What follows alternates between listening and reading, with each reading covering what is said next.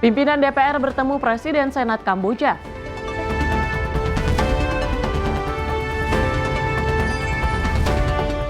DPR respon perihal angka pengangguran meningkat.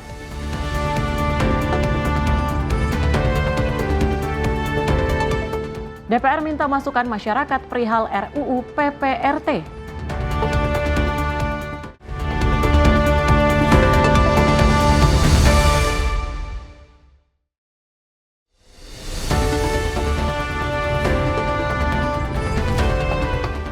Halo pemirsa, apa kabar? Selain 3 informasi tadi, kami juga akan hadirkan sejumlah informasi terkait dengan agenda parlemen yang telah kami rangkum melalui program Sinpo Parlemen. Bersama saya, Tiara Dianti.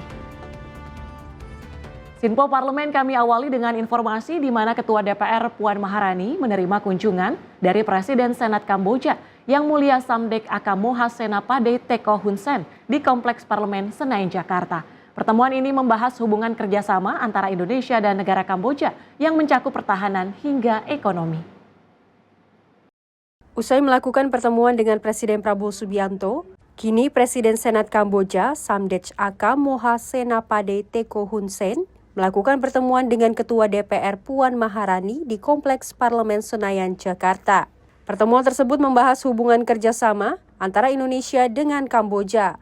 Ketua DPR Puan Maharani mengatakan hubungan kerjasama ekonomi sangat meningkat hampir 1 miliar dolar Amerika Serikat. Sedangkan pertahanan semakin meningkat hingga perkembangan pembangunan di Kamboja yang terus berkembang.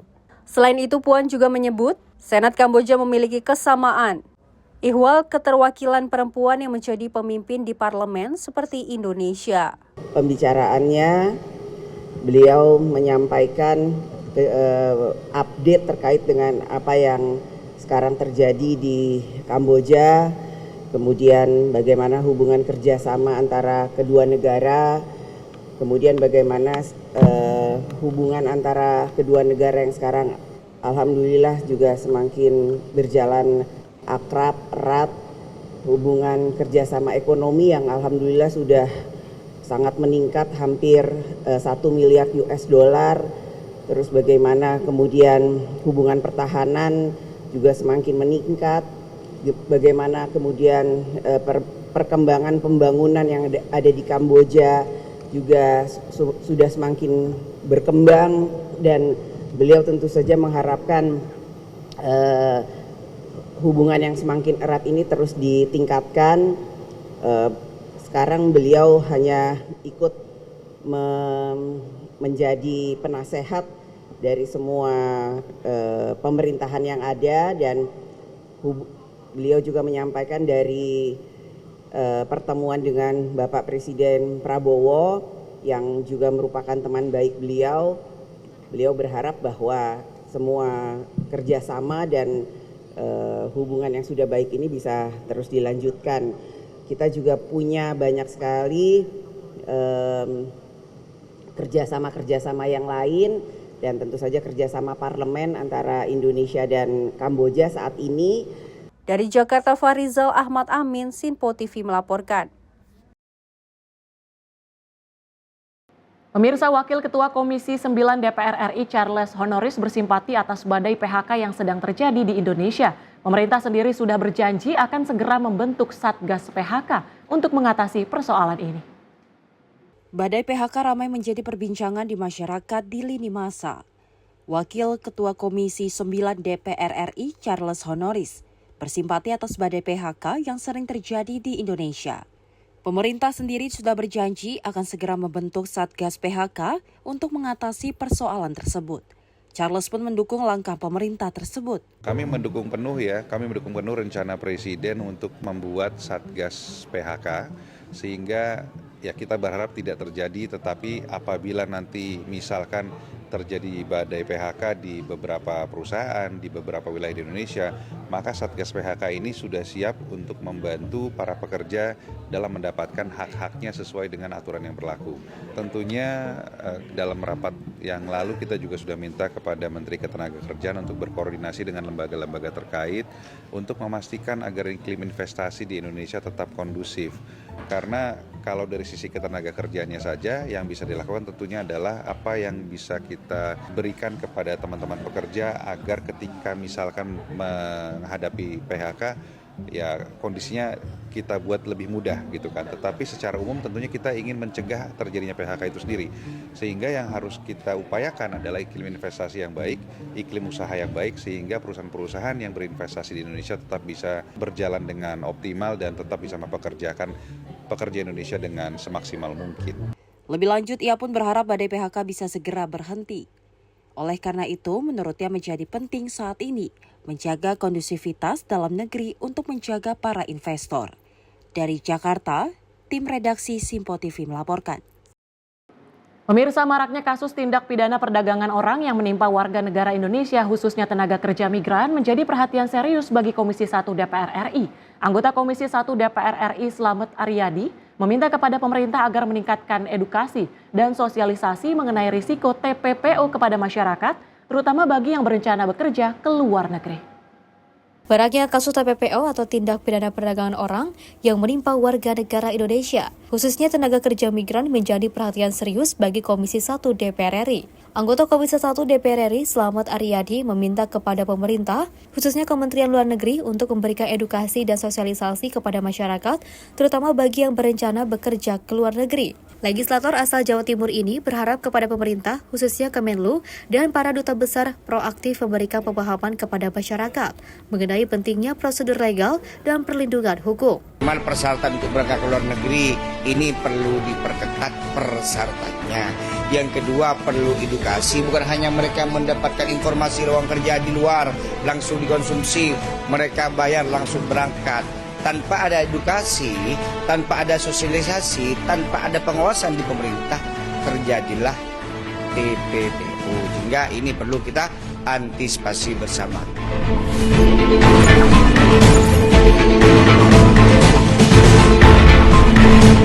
Lebih lanjut, Slamet menyatakan perlindungan terhadap WNI harus berlaku baik bagi mereka yang berangkat secara legal maupun ilegal. Menurutnya, negara tidak boleh membeda-bedakan status hukum ketika warga negara menghadapi masalah di luar negeri. Dari Jakarta, tim redaksi Simpo TV melaporkan. Kami akan hadirkan sejumlah informasi lainnya. Tetaplah bersama kami di Simpo Parlemen.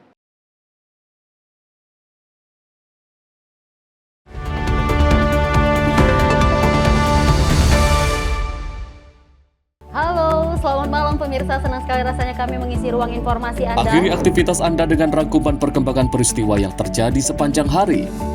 Sebelumnya kita saksikan ada sekitar 3.000 tamu undangan, sementara di Ibu Kota Nusantara ini ada sekitar 2.000 tamu undangan. Rangkaian informasi nasional dan mancanegara dirangkum sebagai penutup hari dalam Menyapa Malam. Setiap Senin hingga Jumat pukul 8 malam, hanya di Simpo TV. Halo, selamat pagi pemirsa Simpo TV. Selamat pagi Andi. Selamat pagi, Fen. Beragam informasi terbaru hadir menemani Anda sebelum memulai hari. Itu memang dari Menteri Perhubungan juga mendukung, Betul. dari Menteri Keuangan juga mendukung, dan kita sebagai masyarakat pun juga Harus mendukung. Mengangkat isu yang tengah menjadi pembicaraan paling hangat. Semarakan pagi Anda bersama Menyapa Pagi. Setiap Senin hingga Jumat pukul 6 pagi, hanya di Simpo TV. Halo pemirsa, kami kembali hadir dengan sejumlah informasi yang kami himpun dari berbagai penjuru dunia. Rangkaian informasi yang membuat akhir pekan Anda begitu bermakna. Sebuah kelompok di Afrika Selatan memberikan layanan pertunjukan film dengan tenaga surya. Berita yang menjadi sorotan media dari dalam dan luar negeri, kami hadirkan untuk menemani pekan Anda dalam Simpo Dunia Sepekan, Sabtu dan Minggu pukul 9 pagi, hanya di Simpo TV.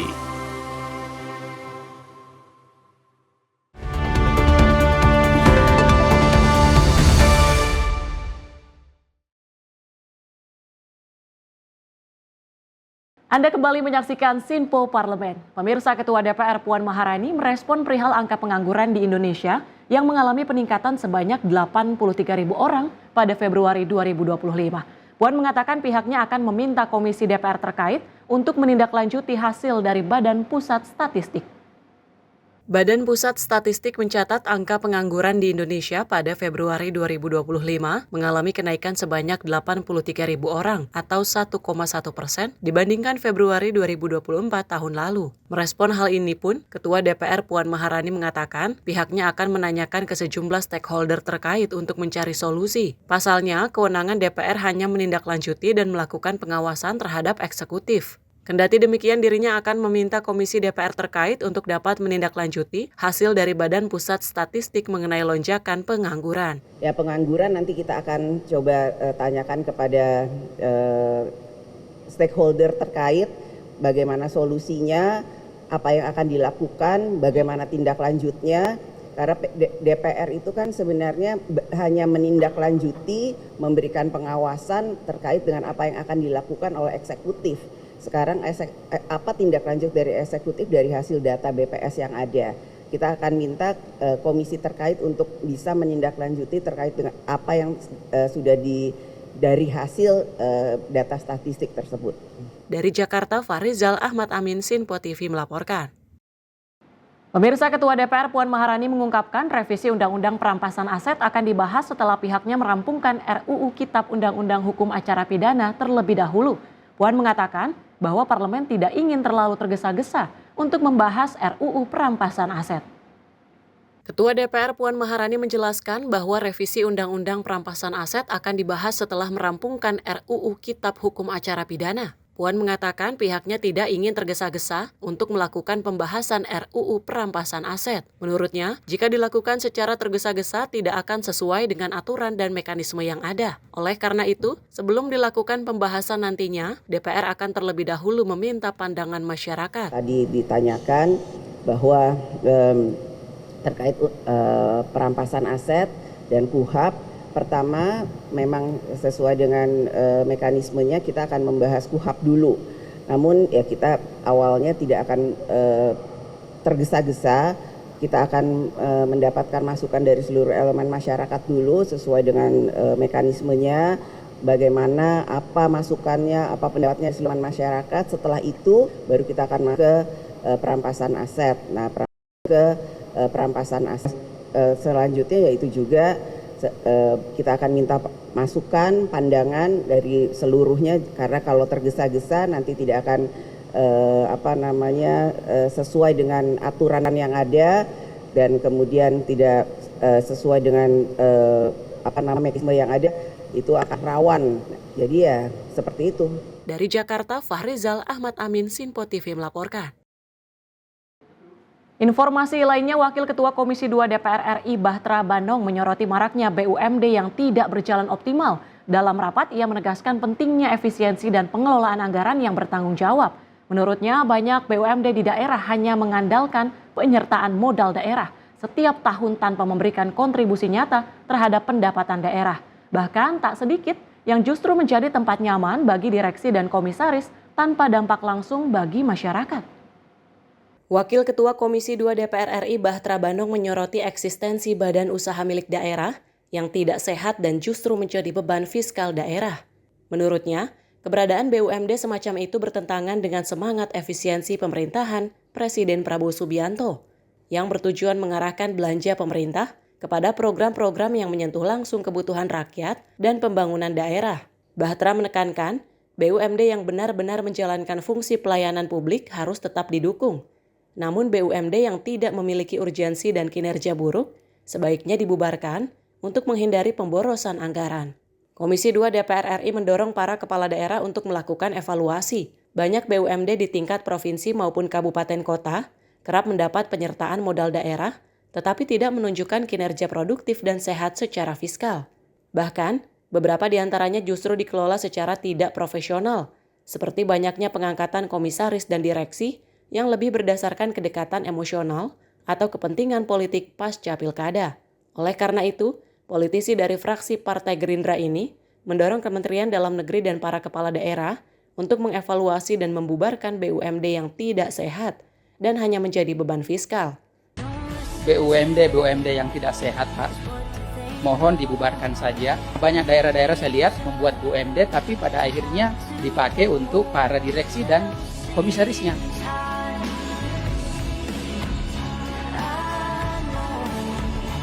soal BUMD, menyampaikan kepada para gubernur, ini Pak Prabowo lagi gencar-gencarnya terkait soal efisiensi.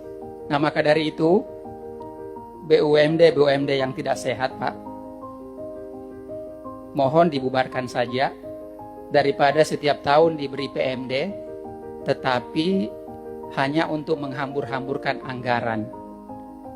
Boleh BUMD-nya misalnya disuplai PMD, tetapi itu hal-hal yang penting terkait soal penugasan. Apa itu yang menyangkut hak hidup orang banyak? Misalnya masyarakat kan butuh air, berarti PDAM-nya. Kalaupun rugi tetap harus disuplai karena ini terkait soal pelayanan. Tetapi bagi BUMD yang tidak penting-penting, karena banyak daerah-daerah saya lihat bersemangat untuk membuat BUMD, tapi pada akhirnya hanya mensubsidi BUMD itu untuk dipakai untuk para direksi dan komisarisnya. Sementara menambah pendapatan daerah sama sekali tidak ada. Nah, mohon kalau bisa dibubarkan saja. Kalau bagi BUMD yang tidak efektif itu. Namun Bahtera Bandung menegaskan bahwa BUMD yang menjalankan penugasan pelayanan publik seperti perusahaan daerah air minum tetap perlu dipertahankan dan dikelola secara lebih profesional. Tim redaksi Sinpo TV melaporkan. Pemirsa, Komisi 9 DPR menggelar dengar pendapat bersama Kepala Badan Gizi Nasional Dadan Hindayana di Kompleks Parlemen Senen, Jakarta. Rapat tersebut digelar dalam rangka mendengar masukan sekaligus evaluasi program makan bergizi gratis di 4 bulan pertama. Komisi 9 DPR menggelar dengar pendapat bersama Kepala Badan Gizi Nasional Dadan Hindayana di Kompleks Parlemen Senayan, Jakarta. Rapat tersebut merupakan sebagai bentuk evaluasi dari pihaknya mengenai program makan bergizi gratis di 4 bulan pertama. Kepala Badan Gizi Nasional mendapatkan masukan dari DPR agar anggaran MBG bisa lebih ditingkatkan, serta permasalahan-permasalahan MBG dapat diselesaikan. Alhamdulillah hari ini kita sudah melakukan rapat dengar pendapat dengan Komisi 9 DPR RI yang pada intinya sebetulnya menyampaikan laporan kemajuan termasuk evaluasi pelaksanaan program makan bergizi untuk 4 tahun tadi kita mendapatkan apresiasi sekaligus masukan agar program ini semakin cepat, penyerapan anggarannya bisa lebih ditingkatkan, kemudian kasus-kasus kejadiannya bisa dihilangkan, dan terutama pengawasan dan evaluasinya yang perlu ditingkatkan. Kemudian keterlibatan instansi lain, lembaga lain, dan juga terutama pemerintah daerah sangat disyaratkan, sehingga itu akan menjadi masukan buat kira itu yang ingin saya sampaikan. Terima kasih. Dari Jakarta, Fahrizal Ahmad Amin, Sinpo TV melaporkan. Pemirsa, usai jeda kami akan hadirkan sejumlah informasi lainnya. Tetap bersama kami di Sinpo TV.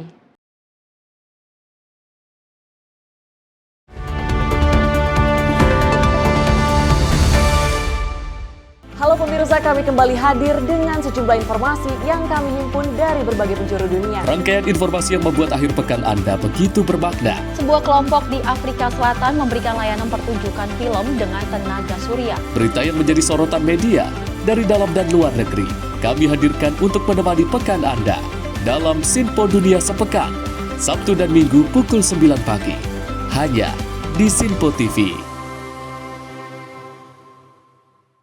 Kami hadir dengan rangkaian informasi dari berbagai penjuru dunia. Topik dan isu yang tengah menjadi sorotan mancanegara dikemas dengan lengkap untuk Anda.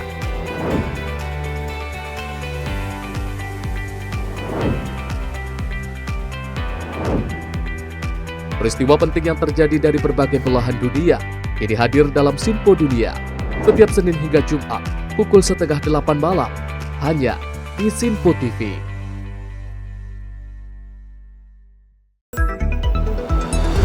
Jadilah yang pertama mengetahui perkembangan terkini seputar informasi dari lembaga parlemen. Punya data nasional, tidak ada satupun backup berarti kan? Tiba-tiba ada putusan yang nggak masuk akal dan seperti ini gitu. Kita ambilkan rekomendasi kepada KPK, periksa! Kami hadirkan informasi paling akurat untuk mengawal setiap informasi dalam rapat komisi dan paripurna. Tentunya bersama saya Andi Rezaldi yang telah kami rangkum dalam program Sinpo Parlemen.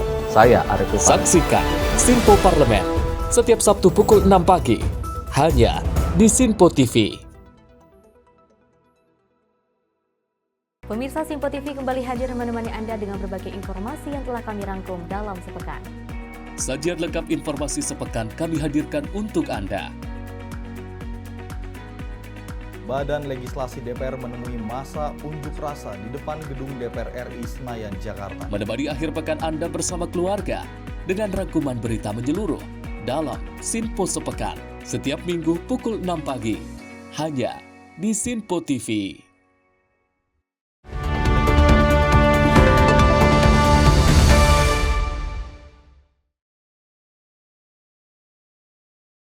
Terima kasih pemirsa, Anda masih menyaksikan Sinpo Parlemen. Informasi kami lanjutkan. Ketua DPR Puan Maharani mengatakan bahwa pihaknya sudah mulai melakukan rapat dengar pendapat umum dengan masyarakat untuk menyerap masukan perihal rancangan Undang-Undang Perlindungan Pekerja Rumah Tangga atau PPRT.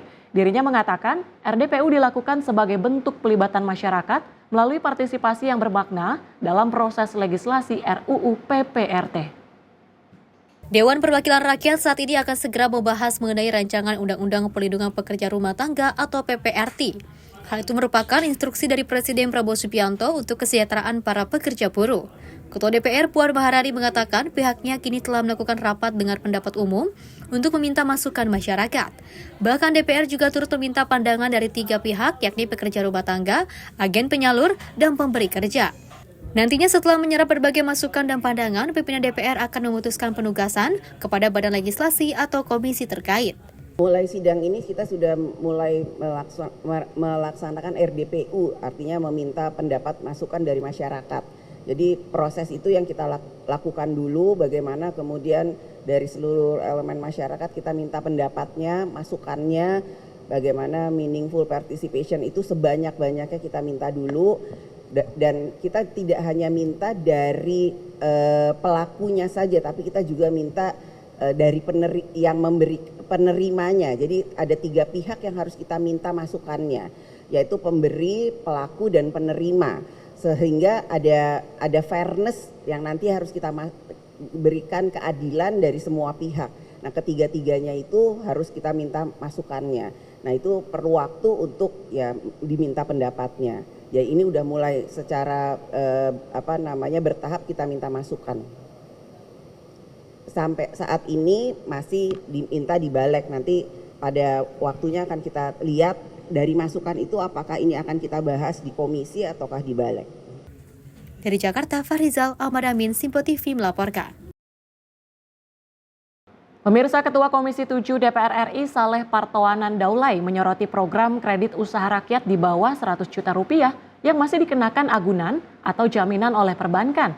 Padahal dalam rapat kerja sebelumnya pihaknya sudah bersepakat untuk tidak memberlakukan agunan karena menyulitkan pengusaha kecil.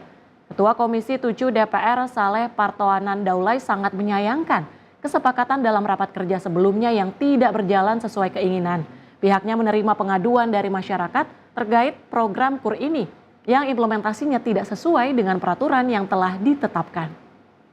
Ketua Komisi 7 DPR RI Saleh Partoanan Daulay menyoroti program kredit usaha rakyat di bawah 100 juta yang masih dikenakan agunan atau jaminan oleh perbankan. Padahal dalam peraturan Menteri Koordinator Bidang Perekonomian, Komisi 7 DPR RI Saleh Partoanan Daulay menyoroti program kredit usaha di bawah 100 juta yang masih dikenakan agunan atau jaminan oleh perbankan.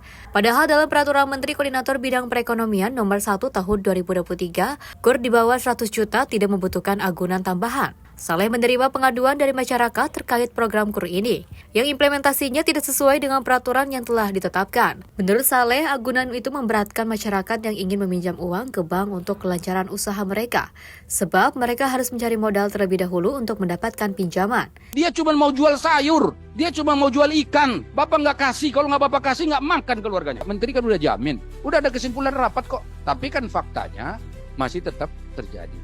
Saya minta itu bank-bank yang masih pakai agunan namanya itu kan, jaminan itu kasih buat perjanjian dulu. Kalau dia masih buat begitu, nggak usah dibayarkan itu subsidinya itu. Jangan sampai ya kan orang-orang yang berhak itu malah dipersulit. Ini ada apa ini? Saya setuju tadi Pak Menteri statementnya bagus. Ini bukan hanya bisnis, ini bukan hanya finansial. Ini kan bukan komersialisasi. Bagaimana program pemerintah dikasih ke sana, bukan komersialisasi APBN. Kalau kami turun ke sana banyak tetesan air mata yang kami lihat, benar nggak? Ini susah sekali. Orang pada minjam 15 juta, 20 juta saja nggak dikasih, aneh nggak coba? Pakai jaminan segala. Mau jaminkan apa? Dia nggak punya duit. Dia cuma mau jual sayur. Dia cuma mau jual ikan. Bapak nggak kasih, kalau nggak Bapak kasih nggak makan keluarganya. Saya kenapa agak semangat dan agak marah sedikit hari ini? Mohon maaf ya. Karena saya tidak mau kesimpulan rapat yang sudah ditandatangani seperti ini, kita langsung semua batalkan, tidak ada yang mau menepati. Nggak mau saya. Selain itu, Saleh juga menyinggung cara kerja perbankan dalam memberikan KUR kepada masyarakat. Menurut dia, sejumlah bank sudah mendapatkan subsidi 10% dari negara untuk implementasi KUR yang tepat sasaran. Namun, justru subsidi ini terkesan tidak terrealisasi dengan semestinya. Tim redaksi Simpo TV melaporkan. Informasi lainnya, Kementerian Pendidikan Tinggi, Sains dan Teknologi mengganti kurikulum Merdeka Belajar dengan dikti saintek berdampak. Hal ini mendapat respon dari berbagai pihak termasuk Wakil Ketua Komisi 10 DPR RI Mahfuz Abdurrahman. Ia meminta kurikulum jangan asal diubah, tapi harus bisa memberi perbaikan. Kurikulum dikti saintek berdampak sendiri diklaim sebagai kelanjutan dari Merdeka Belajar. Mahfuz meminta agar kurikulum baru ini bisa memberikan inovasi. Komisi 10 DPR RI memberikan tanggapan terhadap pergantian nama program Kampus Merdeka menjadi Dikti Saintek berdampak. Komisi 10 mendukung dilanjutkannya program-program pendidikan tinggi yang baik meskipun ada pergantian menteri atau nama program. Komisi 10 mereka menekankan pentingnya keberlanjutan program Merdeka Belajar termasuk Kampus Merdeka dan tidak ingin ada kesan bahwa pergantian menteri akan menyebabkan perubahan besar dalam kurikulum pendidikan. Wakil Ketua Komisi 10 DPR RI Mahfuz Abdurrahman juga meminta kurikulum jangan asal diubah, tapi harus bisa memberi perbaikan. Kurikulum Dikti Saintek berdampak diklaim sebagai kelanjutan dari Merdeka Belajar. Mahfud juga meminta agar kurikulum baru ini bisa memberikan inovasi. Kemarin juga baru di-launching oleh Menteri Pendidikan Tinggi Saintek kan gitu. Jadi filosofi atau gagasan berdampak ini ya diharapkan produk-produkan pendidikan tinggi itu punya dampak positif bagi target-target yang diharapkan oleh pemerintah, juga yang diharapkan oleh rakyat. Maka mereka melakukan satu terobosan-terobosan. Kita juga harus melihat, harus objektif, mana yang bagus, mana yang baik, itu bukan hanya dipertahankan tapi dikembangkan. Tapi mana yang kurang, ya perlu kita isi dengan sesuatu yang baru. Jadi kita juga berharap memang tidak asal berubah, tetapi perubahan itu yang lebih berkemajuan nanti ke depannya seperti itu.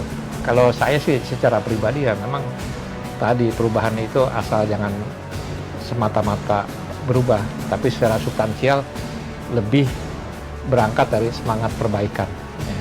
Semangat perbaikan dan semangat penyesuaian terhadap situasi dan keadaan yang selalu berkembang secara dinamis, saya kira itu.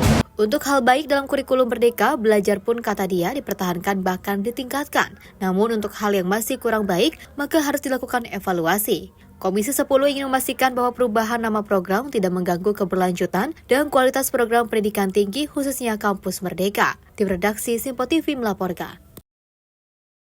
Pemirsa, informasi tadi sekaligus menutup jumpa kita di Sinpo Parlemen kali ini. Saya Tiara Dianti, mewakili seluruh kerabat kerja yang bertugas, pamit undur diri. Terima kasih dan sampai jumpa.